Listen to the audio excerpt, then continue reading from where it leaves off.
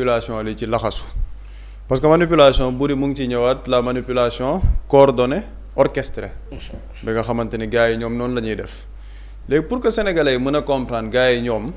en fait lan mooy seen stratégie par rapport à la manipulation daa am benn xalaatkat Charles Pasqua bu doon wax ni quand on est emmerdé par une affaire il faut susciter une affaire dans l'affaire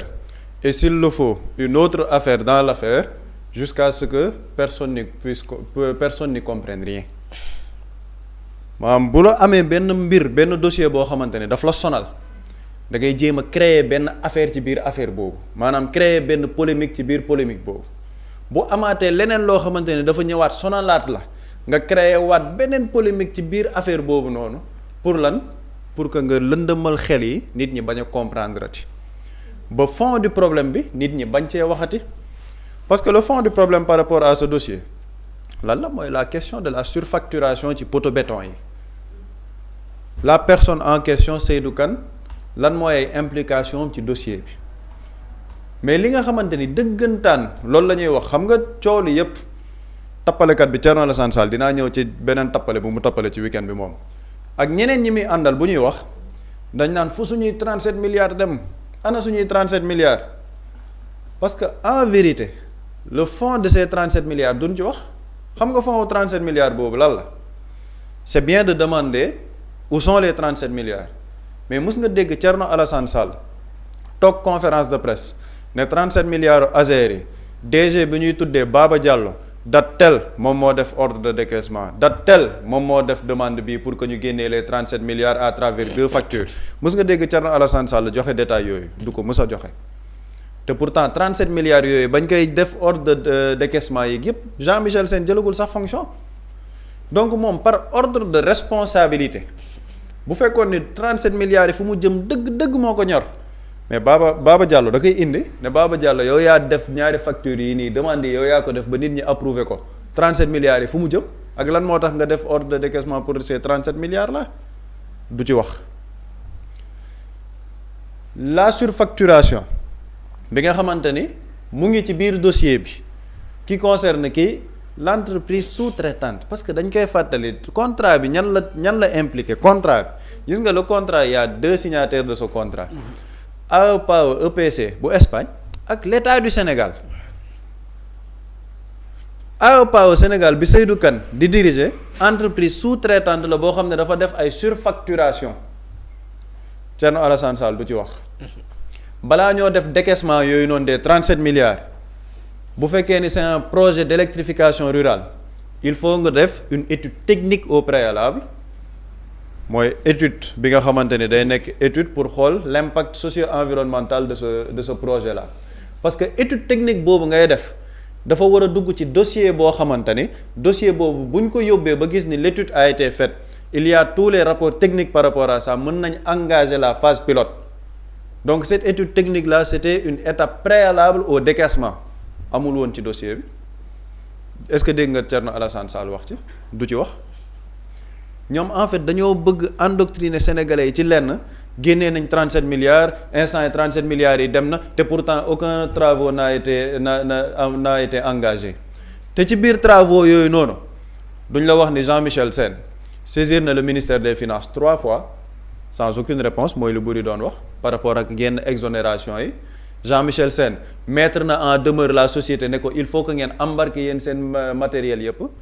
duñ ci wax la décision de l'ARCOP bi nga xamante ni dafa bloquer ce marché là ñoom duñ ci wax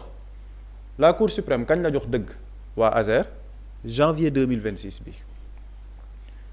tout ce trajet là par rapport à ce dossier doo mës a dégg Thierno Alassane Sall wax ci doo mës a dégg les yeneen ñi may tuddee les brebis galeuses di ci wax xam nga tey ji boo gisee benn conférence de presse ñu ne la conférence de presse Ngor si Fofana bi nga xam ne nee na journaliste moom moo ko def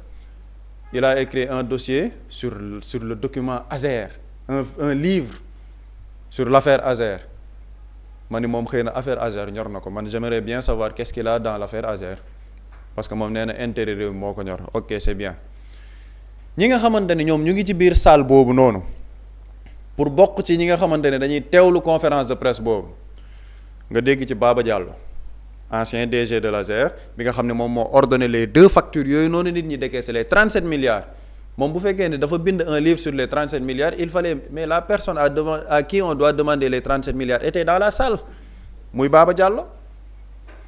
beneen bi ma ci intéressé ci conférence de presse boobu déjà Thierno Alassane Sall mu ngi fa nit ñi dañ topp bu baax fu ma jëmee ji on voit Aly Ngouille Ndiaye ci biir conférence de presse man je regarde Aly Ngouille Ndiaye je me dis bon Aly Ngouille Ndiaye quel est son rapport avec le dossier ASER lan moo ko indi ci dossier ASER bi ba mu néew jël parole ne ba mu déggee Thierno Alassane Sall dugg ci mbir mi ci la ne gars yi am nañ problème parce que Thierno Alassane Sall lu muy dugg dafay leer naññ te après dinaa ñëw ci Thierno Alassane Sall mais pourquoi Aly Ngouille Ndiaye est là-bas il faut aller regarder du côté de Intermac le dossier Intermac il faut aller regarder du côté de Intermac kan moo fa nekk ci biir dossier yi Aly Ngouille Ndiaye dossier Intermac boobu ça concerne qui encore la même personne Seydou Kane donc ci biir conférence de presse boobu tu vois toutes les personnes yi nga xamante ne ce sont des personnes impliquées par des dossiers de Seydou Kane te démb Jean-Michel mu ngi koy wax coow li dafa bëri trop parce que Seydou Kane dafa ne ñu bëri je ne vais pas tomber seul si je tombe yéen ñëpp da ngeen di daanoondoo donc ñoom ñëpp ils ont quel intérêt à parler du dossier ASER pourquoi le dossier ASER suscite autant d'intérêt ma ñëw ci kaawu Thierno Alassane Sall bi nga xamante ne moom c'est-à-dire que ay tappale la bëgg def programme politique parce que ci week-end bi avec la complicité de la régie Thierno Alassane Sall dafa njëkk ñëw def benn poste Thierno Alassane Sall ne j'ai reçu de la justice espagnole loolu c'est très important na ko nit ñi jàpp mu ne j'ai reçu de la justice espagnole des documents exhaustifs relatifs aux transactions bancaires au cœur de l'affaire AEPAE EPC ASER. Je tiendrai une conférence de presse demain vendredi pour dire aux Sénégalais où sont passés nos 37 milliards détournés. li tax ma ne nañ téye bu baax li Thierno Alassane wax dafa ne j'ai reçu de la justice espagnole des documents exhaustifs relatifs aux transactions bancaires au cœur de l'affaire AEPAE EPC ASER. Donc Thierno Alassane Sall nee na justice espagnole ñoo ko jox moom ay transactions bancaires yi nga xamante ne mu ngi ci biir dossier bi donc la justice espagnole ci waxu Thierno Alassane Sall moo ko jox moom ay transactions personnelles qui sont bancaires qui sont des données personnelles d'une société moom Thierno Alassane Sall ci biir dossier bi te ba muy def sa publication là daf ko booleeg benn décision boo xamante ni ça émane du tribunal de justice bu Madrid alhamdulilah ñun dem nañ Espagne dégg nañ espagnol ñu traduiral ko sénégalais pour ñu comprendre lan moo nekk ci biir décision boobu bi nga xamante ni Thierno Alassane Sall moom la publier décision bi dafa ne dada cuenta la anterior contestación al oficio remitido a al Banco de Santander así como escrito presentado por la procuradora Natalia Delgado Pérez Inigo unase a las acciones. Loolu xam nga lan la ñu wax dañ ne vu réponse précédente bi nga xamante ne am nañ ko ci réquisition bi ñu yónnee Banque Santander ak écrit bi nga xamante ne procureur Natalia Delgado Pérez Inigo présenté na ko ñoom joindre nañ dossier boobu document yooyu ci biir procédure bi on parle de quoi on parle de réquisition boo xamante ni yónnee nañ ko dugal nañ ko ci biir dossier bi ñu teg ci respecto de la contestación remitida por el Banco de Santander al oficio librado por este juzgado incorpórense al procedimiento la documentación remitida y desde traslado de la misma a la parte denunciante ñu ne de même concernant écrit bi nga xamante ne madame Delgado présenté na ko ci réquisition bi nga xamante ni yónnee nañ ko ci tribunal bi dañu ne yooyu déclaration yooyu noonu ñu am ci banque bi jël nañ ko en compte ci li ñu wax foofu ñu ne jël nañ ko en compte après ci ñu yokk ci asimismo y respecto del escrito presentado por la procuradora señora Delgado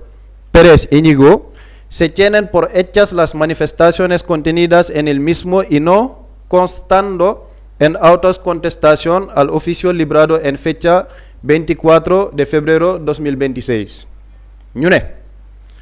par rapport ak loolu nga xamante ni mooy écrit bi nga xamante ni madame Delgado joxe na ko te ñoom ñu jël ci ay déclaration yoo xamante ni yokk nañ ko ci biir procédure bi ñu ne ci biir par rapport à ce dossier éléments yi nga xamante ni demandé nañ ko AEPAO EPC ba léegi jotaguñ ci réponse tribunal bi ñu ne par rapport ak loolu librese nuevo oficio recordando su urgente diligenciado ñu ne yónnee waat nañ beneen demande à AEPAO EPC pour ñu jox leen documents yi de manière urgente parce que la procédure est toujours en cours ba léegi ay transactions bancaires nekkul ci biir document bii nga xamante ne Thierno Alassane Sall wax na ko ñu jeexalee ko contra esta resolución cabe recurso de reforma en el plazo de 3 días que se interpondrá por escrito ante este juzgado y autorizado con firma de letrado ñu ne contre résolution boobu noonu nga xamante ni déposé waat nañ ko jox nañ un recours en réformation recurso de réforma boo xamante ni délai de 3 jours dañoo bëgg ñu déposer au niveau du tribunal et autorisé par la signature d'un avocat document bi nga xamante ni ñu ngi koy laaj AEPAO EPC Espagne lii mooy document bi nga xamante ni moom la tribunal de Madrid jox document boo xamante ni moom la ñu publier il n'y a aucune donnée bancaire wala luy wane ni banque bi joxe na ay documents bancaires de la société AEPAO EPC dans ce document-là dans ce communiqué au contraire dañu ne demandé nañ ay documents AEPAO EPC ba léegi jotaguñ réponse ñu ngi leen di waxaat pour ñu joxe réponse de manière urgente parce que la procédure est toujours en cours xam nga Thierno première déclaration lan la wax dafa ne j'ai reçu de la justice espagnole des documents exhaustifs dafa ne j'ai reçu de la justice espagnole le même Thierno xam nga moom dañ ko convoqué par la suite ne ko yow comme xam nga ci dossier bi kay section de recherche dañ la soxla Thierno Alassane Sall moom après xam nga foofu lan la wax dafa ne je me rendrai ce lundi à 16h à la section de recherche à leur demande pour déposer les éléments nouveaux reçus d'Espagne changement am na de premier bi dafa ne dafa recevoir ay de la justice espagnole ñoo ko jox ay documents bi mu ne dafay dem répondre à la section de recherche à leur demande pour déposer les éléments nouveaux reçus d'Espagne Thierno Alassane Sall moom moo changé loolu ci biir xam nga lan moo tax il y a eu ce changement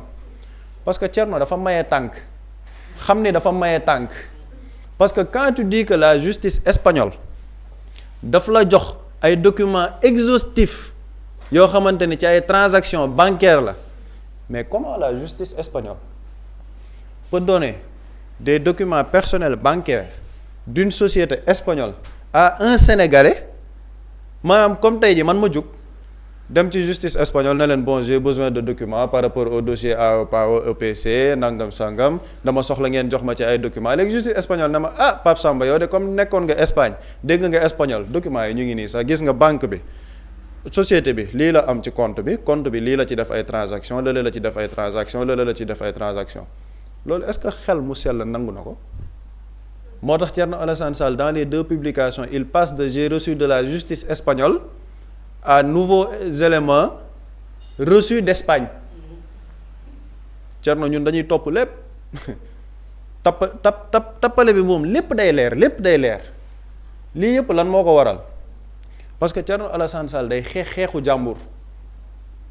c'est ça le problème en fait Thierno Alassane Sall day xeexu jàmbur mais Thierno ne maîtrise pas le dossier au contraire maîtriser na sax dossier bi mais da ciy tappale mooy sànq li ma la wax li Charles Pasqua wax ni quand on est emmerdé par une affaire il faut susciter une affaire dans l'affaire et s'il le faut une autre affaire dans l'affaire jusqu'à ce qu'on n'y comprenne rien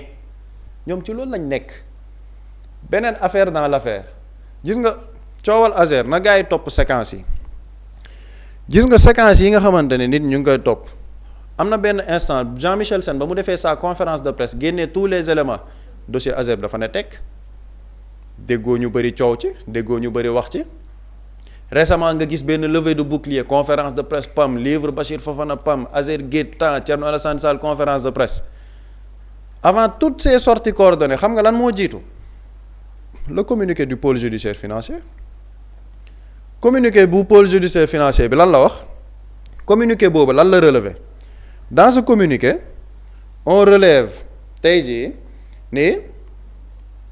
le 17 septembre 2024 l'administrateur de la société AO Power EPC société de droit espagnole a par le biais de ses conseillers saisi le doyen des juges du tribunal de grande instance de Dakar d'une plainte avec constitution de partie civile contre l'administrateur de la société AO Power Sénégal ñu ne waa AO Power EPC Espagne ñoom ñoo saisir tribunal de grande instance de Dakar contre kan administrateur AO Power Sénégal mooy kan Seydou Kane lan moo tax ñu topp ko dañ koy toppee des faits de tentative d'escroquerie de faux et usage de faux en écriture administrative et manœuvres frauduleuses ñu ne à la suite de loolu à la suite du dessaisissement du doyen du juge d'instruction la procédure a été transférée au procureur de la République financier qui a saisi un juge d'instruction le 23 mars 2026 ñu ne préalablement à la réception de cette procédure ubbi woon nañ enquête à la DIC enquête u DIC boobu le 6 janvier 2025 suite à une plainte de l'agent judiciaire de l'État pour fait de faux et usage de faux en écriture administrative maanaam ay këyit yoo xamante ni dañ ko utiliser mu nekk faux et usage de faux sur le plan administratif loolu ça porte sur quoi sur une fausse quittance de 918 339 800 francs dans le cadre de l'enregistrement du contrat entre AO Power EPC et Azer maanaam ba ñuy dugal contrat bi dafa am une fausse quittance de plus de 918 millions boo xamante ni dafa nekk ci biir fausse quittance boobu kan moo ko produire AO Power Sénégal Seydou Kane moo ko produire ñu ne procédure boobu léegi ñu ngi koy topp ba léegi ba ñu defee les recoupements l'administration fiscale xam nga dañu ne quittance fiscale administration fiscale bi ñoom bañ leen laajee ñu ne cette quittance n'émane pas de leur structure te ñoom 918 millions yi ñuy wax ñoom ba léegi jotuñ ko te pourtant ñoom nee na ñoom ñoo produire quittance boobu te quittance boobu fay nañ ko ñoom jotuñ xaalis boobu kan moo produire quittance bi Seydou Kane moo tax sénégalais yi tey bu ñu gisee benn journal bu tudd Direct News def à sa une ñu ne lan agent judiciaire de l'État mu ngi traqué une quittance di bàyyi suñuy 37 milliards waa quittance boobu fan la jógee ci 37 milliards yi cette quittance de 918 millions boobu c'est un élément important de la procédure de décaissement des 37 milliards mooy li may wax ils veulent noyer une affaire dans l'affaire gis nga quittance bi duñ ci wax quittance bi da nga dégg Thierno Alassane Sall wax ci ne pourtant après recoupement ak yooyu il y a une quittance de 918 millions kenn waxu ci affaire boobu la ñuy noyer di ñëwaat tout le temps suñuy 37 milliards te pour lay woon tappale bi Thierno Alassane Sall moom s'il est conséquent xam nga dafa def poste ne day def conférence de presse wax sénégalais 37 milliards yi fu mu jaar ba ne dafa wane ay transactions bancaires yoo xamante ni dafa génn de la société AO Power ci banque Santander bi foofu mais Thierno yow am nga ay éléments bancaires 37 milliards yi xam nga nuñ ko décaissé tu as tous les éléments probants waa Azer dañoo luubal xaalis bi ba tey jii ba suba Thierno Alassane Sall ne peut pas porter plainte contre Jean-Michel Sène waa loolu moom sénégalais interpellé wu leen te Thierno nee na il a tous les éléments factuels man quand j'ai tous les éléments factuels comme Jean-Michel Sène dafa am tous les éléments factuels ne 2 factures yii nii DG Baba Diallo lii wëg lii j'ai porté plainte contre Baba Diallo mais Thierno Alassane Sall depuis 2 ans pour un dossier boo xam ne moom nee na moom am na dayoo goo xamante ni justice espagnole ñoo ko jox ay éléments bancaires moom il est dans le fond du dossier Thierno Alassane Sall ba tey ci suba mënul porter plainte la personne en question te ci ay waxam doo ci dégg AO Power Sénégal surfacturation du ci wax étude préliminaire bi nga xamante ne c'est une étude d'impact socio-environnemental Thierno du ci wax la fausse quittance Thierno du ci wax les 37 milliards qui ont été décaissés avant la prise de service de Jean-Michel Sène Thierno du ci wax Thierno ñoo ñëpp xam na leen mais Thierno nee na Jean-Michel Sène suñu 37 milliards fu mu jëm lii mooy li ñuy tuddee ñoom Lazergate Azergate bi lii la il y a un gars boo xamante ne man franchement finalement dama dem ba mujj ko fan parce qu'une personne qui est sénégalaise de bon teint amul benn décision de justice bu ko teree ñëw ci réew mi ci lu ñu xamagum ñu ngi ko tudd ci dossier Azer Intermac Liteyka moom il n'a jamais parlé nit kooku du def interview nit kooku du def face à la presse par contre cette personne am na une dizaine ou une quinzaine de Sénégalais des hommes politiques des journalistes des chroniqueurs des médias yoo xamante ne ñoom ñoo koy xeexam mais nit kooku macha allah il est puissant ba moo waral ku mel ni Thierno Alassane Sall Ali Potolamp maanaam bàyyi toute sa carrière politique di topp ci benn dossier boo xamante ne les Sénégalais li ñu ko war a laaj mooy Thierno yow loo am ci Azer Thierno est-ce qu'il fait de la consultance c'est une question Thierno est-ce qu'il est le porte-parole de AEPA au Sénégal c'est une question Thierno est-ce que c'est le fils adoptif de Seydou Kane c'est une question Thierno qu'est-ce qui le lie à Seydou Kane c'est une question que les Sénégalais se posent parce que Thierno coowal Azer ñor na ko. convoqué nañ ko section de recherche xañ na dina indi preuve yi mu yor. non Thierno commencé na daw Thierno premier postam dafa ne j'ai reçu de la justice espagnole mu ñëwaat ne de nouveaux éléments reçus d'Espagne Thierno bu mu ñëwaat ne de nouveaux Espagne c'est vague boo nee de nouveaux éléments reçus d'Espagne Espagne ña fa nekk bëri na de. ña fa nekk bëri na torop Lamine Yamal sax mën na ko yónnee ay éléments mais da nga ne j'ai reçu de la justice espagnole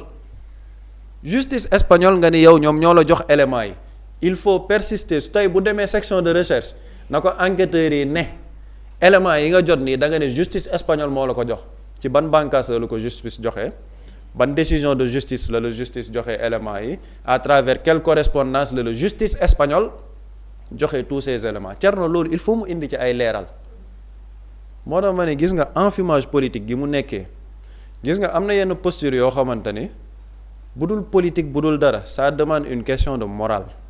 Thierno Alassane Sall mën na jur Jean-Michel Sène Thierno ba muy am ay ndombal tànk politique peut-être Jean-Michel Sène est-ce que nekkul maternel mais qu'est-ce qui explique aujourd'hui qu'un Thierno Alassane Sall am cette posture d'indignité loolu moo jaaxal nit ñi et Thierno il faut que sa famille l'aide parce que am na yenn yoo xam ne politique jaru ko Thierno Alassane Sall a besoin d'aide il a besoin d'aide s'il veut faire de la politique il y a des manières de faire de la politique des propositions yoo xam ne programme a ngi fi lu nekk ngi fi man jàpp ma ni Thierno il est nul jàpp ma ni encore il est bête parce que ku def ay études aéronautiques am na lu nekk sa xel mais sa xel moomu na nga ko jëriñoo ci loo xamante ne nit ñi dinañ la ca naw mais mun a nekk mag goo xamante ne tey jii yow li la dese pour nga bañate am âge bokk élection présidentielle moo gën a jege que sa carrière politique la ca des mais loolu sàmm ko defal loo xam ne sénégalais danañ la ca naw mais bu ñu nee Thierno Alassane Sall léegi xel yépp ci lan lay dem Azer bu ñu nee Azer tappalay Thierno Alassane Sall léegi tappalay moom national la woon léegi c'est international ndax léegi dugal na ci justice espagnole mais à un moment donné il faut qu'il prenne du recul xam ni lii xaalis jaru ko s'il veut porter le plaidoyer de Seydou Kane est assez grand ba muy dugg ci dossier yi Thierno Alassane Sall yëwu ko Seydou Kane mën na layal boppam les personnes qui sont dans ce dossier là alalu àdduna jarul yenn yi dans 5 ans wala dans 4 ans les gens vont être encore là ñi fi nekkoon ci ay dossiers ñu leen di tudd am na ñuy làqatu am na ñu génn réew mi est-ce que lu ñu nekkee neex na leen ñu ngi regretter mais ñoom nañ ci xool loolu Thierno Alassane Sall a besoin d'aide man personnellement loolu laaj il a besoin d'aide c'est une personne qui a besoin d'aide parce que xeetu tappale man jàpp ma ni ku ànd ak xelam lucidement mën nga tappale yenn xeetu tappale parce que le dossier d'Azer je crois que léegi leer na ci sénégalais yépp maintenant que la justice suit son chemin liñ ci war a leeral ñu leeral ko ci par contre génn di dénne un communiqué espagnol parce que jàpp nga ni sénégalais yu bari dégguñ espagnol foog nga ni mën nga cee tappale loolu ça ne pourra pas prospérer. jërëjëf Pape yaakaar naa tey nit ñi képp kontaan nañ par rapport ak mode espagnol bi nga xamante ni moom nga activé tey gars yi nee nañ Thierno daa jàppoon ni duñu am ko traduire affaire yi waaye dafa mel ni yëf yi mujjee naa leer ay ca bëri ñu ñëw par rapport ak dossier bi fi mu toll nii bari na ci ñoo xamante ni si ñoo ngi ci àddu mais Thierno dafa mel ni yëf yi xeexu boppam la ko def mais tout le temps duñu dégg mu tudd nday mbil yi nga xamante ni ñoo soxal dossier bi muy Baba Diallo ak ki nga xamante ni moom mooy Seydou Kane. dina tudd Seydou Kane mais parfois da koy tudd de manière très subtile maanaam ne pas donner l'impression que Seydou Kane laa àndal et Pape Samba macha allah ci gis nga traduction bu am solo bi mu def moo tax gars yi foog ñu def attention de Pape Samba day làkk espagnol day làkk anglais foofu boo fi jëlee ay dossier russe sax dina ko tekki donc foog gars yi def très attention et li tax Pape Samba liggéey bu am solo bi mu def par rapport ak cette note mooy dafa ñëw ni justice espagnole ñoo ma jox ay données personnelles et lecture bi ci Pape Samba def ça prouve que dañ ko ne saisir nañ nit ki pour mu jox ñu des informations par rapport aux opérations mais tontuwuñu est-ce que xam nga lan moo tax justice espagnole di laaj espagnol bi pour confronter man la question bi may poser mooy est-ce que Thierno Alassane Sall moom la mu ne da koo dem di ko laaj taafantoo déglu lu baax taafantoo ni justice espagnole ñoo ko jox information yi est-ce que moom yore woon information yi ba pare effectivement je te dis Thierno Alassane Sall la mu doon liirlu mel ni kuy liir par exemple ñëw ne justice espagnole bi jox na ma la ma jox laa leen di liir loolu moom Thierno Alassane Sall information yi mu liir jotoon na ko avant bi mu nee la justice espagnole fan la ko jëlee moo tax il faut que mu assumer c'est-à-dire que gis nga li mën nga jàppale Seydou Kane mais il faut que nga assumer c'est-à-dire que man Thierno Alassane Sall damay assumer ni Seydou Kane laay jàppale pourquoi pas bu dee da ngay collaborer ak moom nga ne damay collaborer ak moom bu dee ni moom moo lay jox ay information nga ne Seydou Kane moo ma jox information bi pourquoi dafa am lu ma juñu par exemple Seydou Kane ak la banque Santander nii lañ def au fait nii lañ def lu souhait il faut le dire ah banque espagnole bi ci boppam dafa bëgg Seydou Kane duggaat ci marché bi lii mooy dëgg banque espagnole bi dafa bëgg Seydou Kane duggaat ci marché par force te banque bi moomuñu leb kese dañ ko ne yow lebal ñu dañ koy fay du maye ce n'est pas la banque moom de définir kan moo ci dugg ku ci wartu dugg li tax ma ne Thierno Alassane Sall il faut que mu assumer ñan lay liggéeyal ak kan lay liggéeyal information yii mu joxe du lu bees information yi ci Seydou Kane la jógee maanaam information bi mu joxe moom Seydou Kane moom ci boppam moo njëkk a joxe information bi loolu laa bëgg a wax comment on est en 2024 Jean Michel bi muy soog a toog bii waxaguñ ay Thierno Alassane Sall saisir na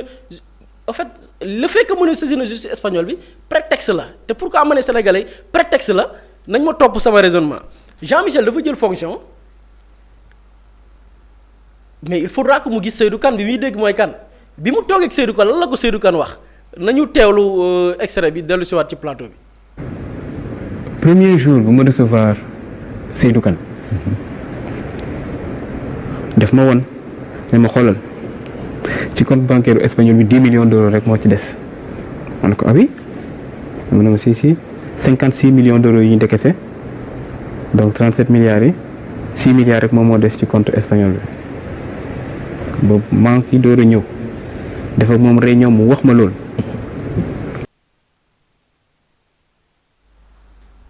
dégg ngeen bi Seydou Kane di wax li Jean Michel boobu wax kenn waxul ni saisir nañ banque ou bien la justice espagnole pour am des informations ba ci photo bi Thierno Alassane Sall demoon di photo buntu banque Santander il faut ñun waxoon nañ ko fii en fait kii la woon spectacle la woon mise en scène la woon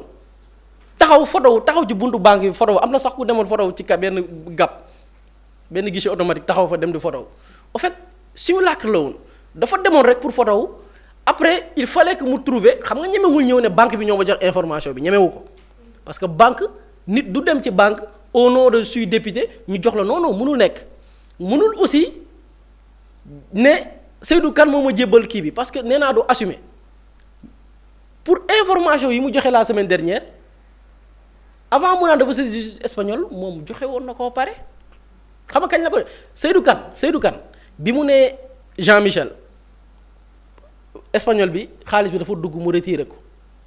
xam nga loolu moo jiitu avant ñu naan saisir na justice espagnole après la Thierno Alassane Sall c'est-à-dire que Seydou Kane moom am na accès ci banque bi parce que nee na ils sont des mèches am na accès ci banque bi ba mën a am accès ci compte nit ba koy wax Jean Michel bi ko Seydou Kane waxee Jean Michel ba pare ci la Thierno Alassane Sall dem assemblée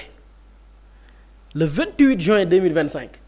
déglu leen li Thierno Alassane Sall wax ak li Seydou Kane waxoon Jean Michel quelque temps ci ginnaaw. banque espagnole bi nee na ministre baa ngi nii mun na ci tontu. s'il vous plaît. nee na le 11 juin 2004 la ñu fay avance de démarrage bi amaana sax entreprise espagnole bi ci la fay prime bi nga xam ne moom mooy garantir caution yu ñu ko laajoon prime yi amaana ci la ko fay parce que mu ngi ko fay 4 jours après le 14 juin 2024 waaw da ngeen wax jubal jubanti nañu leeral loolu. espagnol yi ñu ngi def seeni enquête yi bomb comme fii bañ nañu enquête ban nañ ci wax mbir moomu dina leer. ñoo tollandoo élément bi ngeen déglu c'était le 28 juin 2025 maanaam bi Thierno di wax li waxul ni saisir na la justice espagnole ah c'est-à-dire que information moo tax lecture bi Pape Samba dafa am solo information yi dafay taafantoo la justice espagnole wala moom dañ koo jox les informations ba pare parce que li mu wax fii ci date bi muy le 28 juin 2025 moom laa wax barki démb ci conférence de presse am bi c'est-à-dire il faut que Thierno Alassane Sall assumer ne diw laay liggéeyal diw moo may jox ay données bañ di taafantoo parce que gars yi ñu ngi koy waaj a porte plainte ah waaye ñu ngi koy porte dañ ko porte plainte dinañ ko porte plainte parce que jour boobu am na y a un avocat de l'espagnol là bi demoon présenter un UC ci bi muy def sa conférence de presse c'est-à-dire que moom dinañ ko porter plainte na fexe nag ba bu mu victimiser wu après c'est-à-dire que lii yoonu gouvernement nekku ci yoonu ay dañ may jéem a fexeel nekku ci yaa dugg ci say looxóor nit ñu naan consortium d'intérêt pour des questions yoo xamante ni say mbiru bopp daraay Sénégal ñoru la plainte mi ngi koy xaar moom il va recevoir sa plainte et loolu moom digganteem ak ñoom espagnol bi la xam nga espagnol bi ñoom kenn défendre leen mais li sénégalais yi lëndëmal li ñu doon def te loolu lañ bëggoon leeral dafa am kenn ku posé question ne je vois le nom de Moundiaye Cissé lu ko ci en fait papi na ko illustré waat parce que boobu yaa bi parce que on parle de plusieurs facteurs ce qui se passe en fait dossier bi bon am na ci yu bari doo ci bëgg xuus quoi doo ci bëgg dugg mais am na daal lu doy waar parce que Seydou Kane bi ñu neenalee contrat bi moo njëkk a wax Jean Michel ne ko ARCOP dina suspendre marché bi te bi muy wax Jean Michel ARCOP dina suspendre marché bi boobu ARCOP génnewul décision bi ñii ñoo ko jël y avait le directeur général de l'ARCOP Sayer Niang y avait les membres du CRD muy comité de règlement des différends yaa Alioune Ndiaye yaa Mbarek Diop yaa Moundiaye Cissé pourquoi Moundiaye Cissé maanaam ñii ñoo jël décision bi suspendre marché bi alors que le règlement bi tënk li nga xamante ni mooy doxalinu ARCOP amul droit wu suspendre marché loolu la ko Cour suprême wax en janvier 2026 ci décision bi génn léegi Seydou Kane moom bu fekkee ni ñii bi ñu jël décision bi Seydou Kane xam na ko avant décision bi di officielle mais lan mooy la liaison entre Seydou Kane et ARCOP lan mooy ñun dañuy accuser wuñ kenn dañuy poser question Seydou Kane fan la jëlee l'information moom avant ARCOP di génnee décision muy yëgal nit ñi ne ARCOP dina suspendre marché fan la ko teg loolu li muy wund mooy normalement ARCOP bi jël une décision ba Cour suprême génnee décision ne ARCOP décision bi nga jël ba suspendre marché bi tegoo ko fenn ARCOP dañu waroon ubbi enquête ci fan la ñu teg ces membres du CRD yi jël décision bi la muy Mamadou Dia Alioune Ndiaye Moundiaye Cissé ONG 3D na leer bi gisee fan yi Madiambal Diagne parce qu'il faut rappeler Madiambal Diagne moo édité livre tappale bi ñu génnee fan yi jeudi ci mbir bi livre bi ñu génnee avec kii la naan dañuy wax ci Azerbaïdjan scandale bi te Thierno Alassane Sall bokk ceeg yooyu livre bi Madiambal Diagne moo ko édité il faut noter bel et bien donc Moundiaye Cissé mi gisee Madiambal Diagne fan yi ci ñu jël décision bi ci la bokkoon Mbarek Diop ak le directeur général de l'ASER muy Sayer Niang normalement ñii bu dee ni dañoo jël décision boo xam ni avant ñu koy jël Seydou Kane yëgal na ko ay nit ne ARCOP dina suspendre marché bi ñu def diir ba janvier 2026 Cour suprême ne marché bi lañ ko suspendre woon du dëgg du yoon normalement dañu dans d'autres pays laa wax de dañuy ibbi enquête ci tous les membres de ce CRD là on ouvre une enquête pourquoi ils ont pris cette décision là dossier bi di traîner pendant 1 an des centaines de villages plus de 1740 villages di xaar courant à travers cette décision ñu xañ à des villages ñu bénéficier wu ci li nga xamante ni mooy électrification ces gens-là dañu waroon ubbi enquête mais pourquoi sama xel tey ci même Moundiaye Cissé bi bokk ci cette décision le président Diomaye nommé waat biir ARCOP c'est ça le scandale ay nit mënuñu jël une décision boo xamante ni dafa porter préjudice à des milliers de villages à des millions de Sénégalais voire des milliers de Sénégalais des personnes yu ko jël normalement xam nga tuumaaluñ kenn ba tey on pose des questions lan moo tax ñu jël cette décision ñu ne la le président Diomaye nomme cette personne ci même bànqaas bi nga xamante ni moo jël une décision boo xam ne tey les experts yi nga xamante ni seen xam-xam bañ ne dañ ne waru ko jël et boo jëlee dans les textes de l'ARCOP dañ ne moom règlement à l'amiable lay lijjanti kenn sant ko muy suspendre ay marché d'autant plus que le marché bi mu suspendre c'est un problème entre deux privés alors que dans les règlements des différends on parle de partenariat public-privé le partenariat ña la lié ASER en tant que structure publique et AO Power Espagne en tant que structure privée ñu dem di régler un différend entre deux privés